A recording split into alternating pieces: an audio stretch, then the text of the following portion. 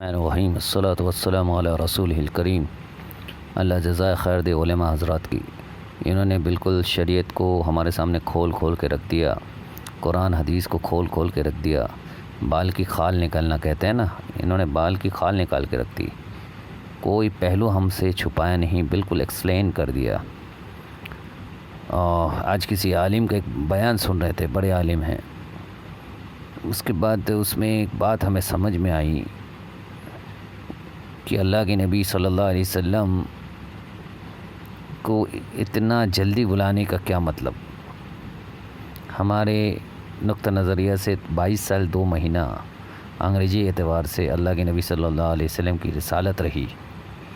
رسالت تو قیامت تک کے لیے ہے، لیکن آپ زندہ رہیں، حیات میں رہے اور کام کرتے رہے۔ لیکن جہاں فتح مکہ ہوا، بس ایک ہی سال ہوا کہ آپ اللہ پاک نے بلا لیا۔ اتنا جلدی سے بلانے کا کیا مطلب؟ بس جلدی سے بلانے کا مطلب یہی ہے، حالانکہ انہوں نے بالکل واضح کر کے تو نہیں بیان کیا اپنا، لیکن ایک بات مجھے سمجھ میں آئی، میرے دل میں یہ سوال تھا، اتنی عجلت سے کیوں بلایا گیا؟ اللہ کرنے والی ذات ہے، یہ بات امت کو سمجھانا چاہتے تھے۔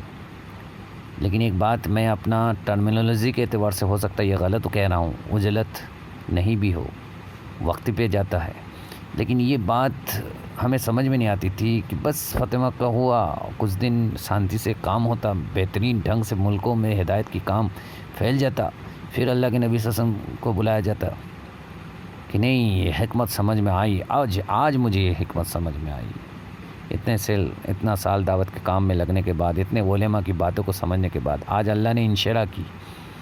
اس عالم صاحب نے تو ڈائریکٹلی نہیں بتایا، لیکن ان کی باتوں سے ایک بات اللہ نے یہ بات ہمیں سمجھائی کہ یہ تو اس لیے تھا تاکہ اللہ کے نبی صلی اللہ علیہ وسلم کو اللہ پاک اپنے پاس بلا لیے، اور باقی کام آپ امت سے لینا ہے، کیونکہ یہ عالمی نبی کے عالمی امتی ہے۔